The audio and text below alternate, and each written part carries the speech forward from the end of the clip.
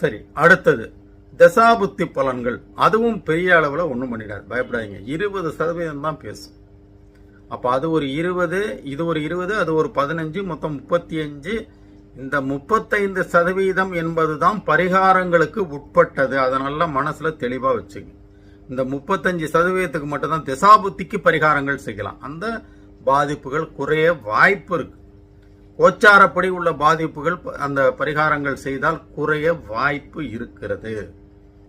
ஆனால் ஜனனகால ஜாதக பலன் என்பது நீங்கள் பிறக்கும் போது இந்த கிரகங்கள் எந்த இடத்தில் இருந்தனவோ அது பர்மனன்ட். அதுதான் உங்களுடைய வாழ்க்கையை தீர்மானிக்குது. உங்களுக்கு உங்களுடைய தோற்றம், உங்களுடைய பேச்சு, உங்களுடைய அழகு, உங்களுடைய உயரம், நிறம், குணம், மனம், திடம்னு நீங்க டீ தூள் மாதிரி எல்லாமே அதை தான் நிர்மாணிக்குது. அந்த ஜனனகால ஜாதக பலன் தான் பேசும். உங்களுக்கு கவர்மெண்ட் ஜாபா அல்லது பிரைவேட் ஜாபா அல்லது ஒண்ணுமே இல்லையா, இல்ல யாருடைய உழைப்பு இல்லாத சாப்பிட்டுட்டு இருப்பீங்களா, இது எல்லாத்தையும் யாரு சொல்ல போறா? ஜனனகால ஜாதக பலன்கிறது தலையில் எழுதப்பட்டது.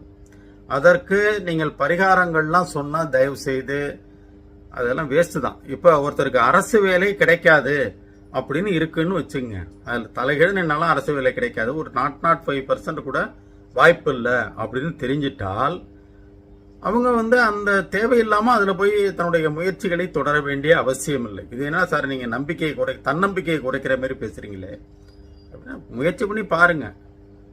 ஆனா அதுல போய் நிறைய பணத்தை செலவு பண்ணிடாதீங்க. சில பேர் வேலை வாங்கி தரேன்னு சொல்லிட்டு உங்கள்கிட்ட கோடிக்கணக்கில் அல்லது லட்சக்கணக்கில் பணத்தை வாங்கிட்டு ஏமாத்திடுறதுக்கான வாய்ப்புகள்.